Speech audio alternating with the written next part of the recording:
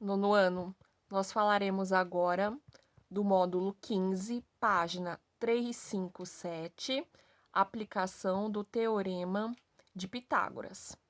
A gente vai iniciar, né? Vou deixar aqui escrito para vocês a propriedade do triângulo equilátero que nós usaremos frequentemente. Então, essa propriedade diz que num triângulo equilátero, seus três lados são congruentes e, assim, consequentemente, os seus ângulos internos também são congruentes, ou seja, todos com a mesma medida. Para comprovar o fato de que as três alturas de um triângulo equilátero têm a mesma medida, você vai usar a congruência de triângulos. Indique na figura abaixo as medidas dos ângulos B e C do triângulo ABC. ABC é equilátero, três lados iguais, como foi dado no enunciado. Como é equilátero, os três lados são iguais. Então, AB tem o mesmo tamanho de BC, que tem o mesmo tamanho que CA. E, consequentemente, os seus ângulos A, B e C também são iguais, né? Se a soma dos ângulos internos de um triângulo é 180 e eu tenho três ângulos internos, cada um mede 60. Como o triângulo ABC é equilátero, sabemos que AB é igual a C. Usando esse fato e as medidas dos ângulos indicados na figura acima, determine o caso que garante a sua congruência. Então, eu desenhei em separado o triângulo ABH e ACH. Eles são congruentes? Sim. Por que caso? Lado, ângulo, ângulo oposto. Note que AB é do mesmo tamanho que a C, pois o triângulo aqui, ó, de cima, né, que nós só dividimos em dois, ele é equilátero, ou seja, esses segmentos têm a mesma medida. Consequentemente, AB é igual a C. Medida do ângulo B é igual à medida do ângulo C, que é igual a 60, foi dito anteriormente, né? Porque, ó, os ângulos da base medem 60 pelo fato do triângulo ser equilátero, cada ângulo A, B e C tem a mesma medida, que é 60. Medida do ângulo H. Você vê que H é um segmento e o H é um ponto médio entre o B e o C. H é o ponto médio do segmento BC. H mede 90, que é um ângulo reto. É o mesmo H para os dois casos, para os dois triângulos.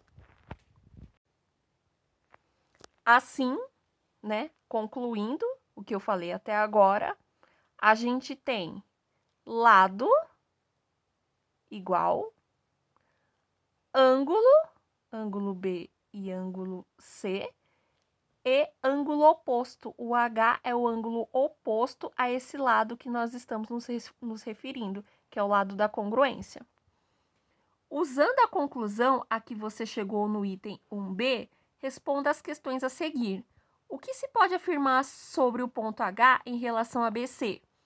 Por consequência da congruência que nós vimos aqui, ó, acima, lado, ângulo, ângulo oposto, temos que todos os lados correspondentes do triângulo também são semelhantes.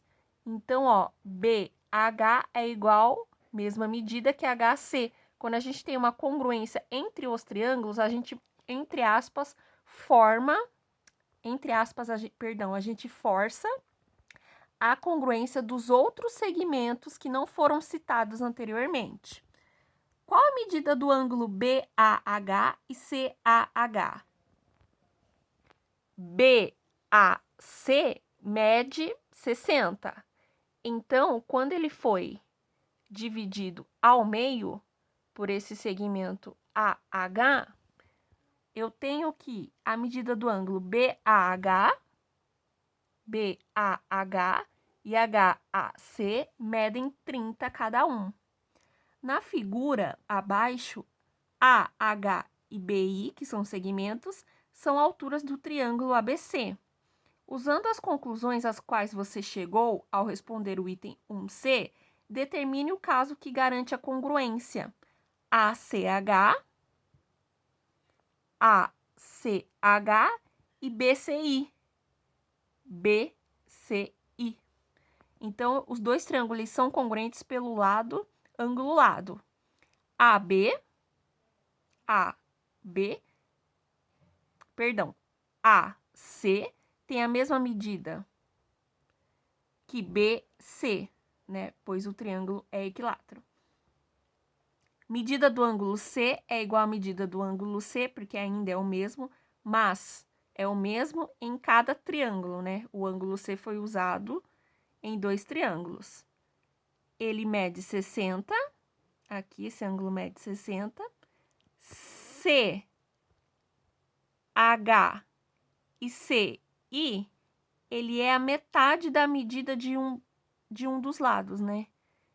O CH é metade de BC, assim como o CI é metade do AC. Então, eles têm a mesma medida. Então, aqui é um caso de lado, ângulo entre eles, lado novamente.